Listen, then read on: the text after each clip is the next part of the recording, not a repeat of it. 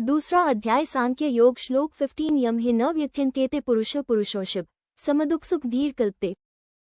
हिंदी अनुवाद। हे अर्जुन, जो मनुष्य सुख दुख को समान रूप से सहन करता है और जिनसे विचलित नहीं होता, वही धीर पुरुष अमृतत्व मोक्ष का अधिकारी होता है। विस्तृत व्याख्या। ये श्लोक भगवान श्री कृष्ण के जीवन और कर्म पर आधारित दर्शन का महत्वपूर्ण अंश है। श्री कृष्ण इस श्लोक के माध्यम से अर्जुन को ये समझाने का प्रयास कर रहे हैं कि स्थिर और धैर्यवान मनुष्य ही मोक्ष का अधिकारी हो सकता है। ये श्लोक मानव जीवन में स्थिरता, धैर्य और संतुलित दृष्टिकोण की महत्ता पर जोर देता है। अर्जुन, जो महाभारत युद्ध के मैदान में मानसिक द्वंद्व में फंसा हुआ है, अपने कर्तव्यों से विमुख हो रहा है। उसे ये समझ में नहीं आ रहा कि वह अपने बंधु बांधवों के विरुद्ध युद्ध कैसे कर सकता है। इस द्वंद्व को दूर करने के लिए श्री कृष्ण उसे धैर्य, स्थिरता और संतुलन का महत्व समझा रहे हैं। वे ये समझाते हैं कि जो व्यक्ति सुख और दुख में समान भाव रखता है और जिन परिस्थितियों से विचलित नहीं होता, वह जीवन के सर्वोच्च उद्देश्य अर्थात मोक्ष या अमृतत्व को प्राप्त करने योग्य होता है। पुरुषोशिव का अर्थ। भगवान कृष्ण ने अर्जुन को पुरुषोशिव, श्रेष्ठ पुरुष, कहकर संबोधित किया है। ये संबोधन अर्जुन को उसकी महानता और क्षमता का स्मरण कराता है। श्री कृष्ण उसे ये बताने का प्रयास कर रहे हैं कि वह कोई साधारण व्यक्ति नहीं है, बल्कि एक ऐसा योद्धा है जो महानता की ओर अग्रसर हो सकता है। अर्जुन के भीतर यह क्षमता है कि वह सुख दुख से ऊपर उठ सकता है और जीवन के सर्वोच्च लक्ष्यों की प्राप्ति कर सकता है। सुख दुख की समानता का सिद्धांत। इस श्लोक में श्री कृष्ण ये समझाने का प्रयास कर रहे हैं कि सुख और दुख जीवन के अनिवार्य और अपरिहार्य हिस्से हैं। जो भी मनुष्य संसार में आता है, उसे सुख और दुख का अनुभव करना पड़ता है। ये जीवन का स्वाभाविक नियम है। सुख और दुख एक दूसरे के पूरक हैं। जिस तरह दिन और रात, सर्दी और गर्मी का अस्तित्व होता है, उसी प्रकार सुख और दुख भी जीवन का हिस्सा हैं। यदि हम केवल सुख की ही चाहना करें और दुख से बचने की कोशिश करें, तो हम जीवन के वास्तविक सत्य को नहीं समझ सकते। श्री कृष्ण के अनुसार सच्चा धीर पुरुष वही है जो सुख और दुख में समान भाव रखता है, न तो सुख में अत्यधिक आसक्त होता है और न ही दुख में विचलित। धैर्य, तितिक्षा का महत्व। श्री कृष्ण इस श्लोक में धीर शब्द का प्रयोग करते हैं, जिसका अर्थ है धैर्यवान व्यक्ति। धैर्य का अर्थ केवल सहनशीलता नहीं है, बल्कि इसमें मानसिक स्थिरता और संतुलन भी शामिल है। जीवन में आने वाली परिस्थितियां चाहे सुखद हों या दुख, एक धैर्यवान व्यक्ति उन्हें समान दृष्टि से देखता है। धैर्यवान व्यक्ति जानता है कि जीवन में सुख और दुख दोनों ही क्षणिक हैं और समय के साथ चले जाते हैं। वह किसी भी परिस्थिति में अपने मन की शांति और संतुलन को खोने नहीं देता। श्री कृष्ण के अनुसार धैर्य ही वह गुण है जो मनुष्य को मोक्ष प्राप्त करने की योग्य बनाता है। अमृतत्व की प्राप्ति। श्री कृष्ण इस श्लोक में ये भी कहते हैं कि जो व्यक्ति सुख और दुख में समान भाव रखता है, वही अमृतत्व मोक्ष के योग्य होता है। अमृतत्व का अर्थ है मृत्यु के चक्र से मुक्त होना। हिंदू धर्म में मोक्ष को जीवन का सर्वोच्च लक्ष्य माना जाता है, जहां आत्मा संसार के जन्म मृत्यु के चक्र से मुक्त होकर परमात्मा से एकाकार हो जाती है। इस श्लोक में श्री कृष्ण ये स्पष्ट कर रहे हैं कि जो व्यक्ति जीवन के उतार चढ़ाव से प्रभावित नहीं होता और स्थिरता बनाए रखता है, वही मोक्ष के मार्ग पर अग्रसर हो सकता है।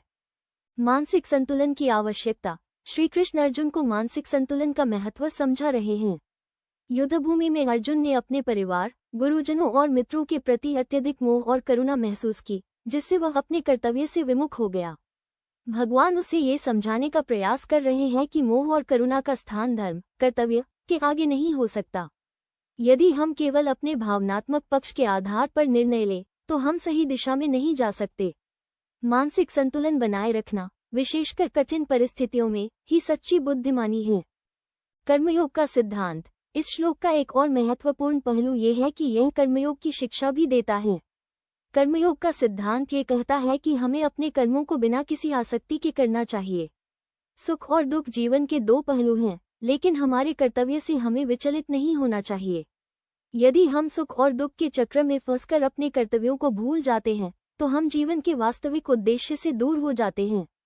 श्री कृष्ण यहाँ अर्जुन को ये सिखा रहे हैं कि उसे युद्ध के मैदान में अपने कर्तव्यों का पालन करना चाहिए, चाहे परिणाम जो भी हो। ये कर्मयोग का वास्तविक सिद्धांत है। आध्यात्मिक विकास का मार्ग। इस श्लोक में निहित आध्यात्मिक संदेश ये है कि जीवन में आत्मिक उन्नति के लिए सुख दुख, लाभ हानि, सफलता असफलता आदि से ऊपर उठना आवश्यक है। ये श्लोक हमें ये सिखाता है कि आत्मा का वास्तविक स्वरूप न तो सुख में है और न ही दुख में। आत्मा अजर, अमर और अनंत है। जिस व्यक्ति ने आत्मा के इस सत्य को समझ लिया, वह जीवन के बाहरी अनुभवों से प्रभावित नहीं होता। उसका ध्यान हमेशा अपने आंतरिक विकास पर रहता है और यही उसे मोक्ष के मार्ग पर ले जाता है। धर्म और अधर्म की समझ। भगवद गीता में ये श्लोक धर्म और अधर्म की समझ को भी स्पष्ट करता है। अर्जुन अपने परिवारजनों के प्रति मोह और करुणा के कारण युद्ध से पीछे हटने की सोच रहा था, लेकिन श्री कृष्ण उसे ये समझा रहे हैं कि युद्ध करना उसके लिए धर्म है और उसे अपने धर्म का पालन करना चाहिए। सुख दुख से प्रभावित होकर अपने धर्म से विमुख होना ही अधर्म है। धर्म का पालन करने में चाहे जो भी परिस्थिति आए, हमें उसे दृढ़ता से निभाना चाहिए। यही श्लोक का प्रमुख संदेश है। व्यावहारिक दृष्टिकोण। जीवन में ये श्लोक हमें हर प्रकार की परिस्थितियों का सामना करने की प्रेरणा देता है। चाहे सुख का समय हो या दुख का, हमें अपने धैर्य और स्थिरता को बनाए रखना चाहिए। ये श्लोक हमें मानसिक और भावनात्मक स्थिरता की शिक्षा देता है, जिससे हम किसी भी चुनौती का सामना कर सकें। ये जीवन की हर परिस्थिति में संभाव बनाए रखने का संदेश देता है, चाहे वह व्यक्तिगत हो या व्यावसायिक। जीवन में इस श्लोक का महत्व। ये श्लोक आज के आधुनिक जीवन में भी अत्यंत प्रासंगिक हैं। हम सभी अपने जीवन में सुख दुख, लाभ हानि, सफलता असफलता का सामना करते हैं। इस श्लोक का संदेश हमें ये सिखाता है कि हमें इन परिस्थितियों से विचलित हुए बिना अपने कर्तव्यों का पालन करना चाहिए। श्री कृष्ण के अनुसार जो व्यक्ति हर परिस्थिति में स्थिर रहता है और किसी भी प्रकार के अनुभव से प्रभावित नहीं होता, वही सच्चे अर्थों में मोक्ष के योग्य होता है। मोक्ष प्राप्ति का मार्ग कठिन है, लेकिन धैर्य, स्थिरता और कर्तव्यनिष्ठा के साथ इसे प्राप्त किया जा सकता है। ये श्लोक हमें सिखाता है कि जीवन के सुख दुख, लाभ हानि, सफलता असफलता आदि सभी अस्थायी हैं। स्थायी वही है जो धैर्य और स्थिरता के साथ अपने कर्तव्यों का पालन करता है और आत्मा के वास्तविक स्वरूप को पहचानता है।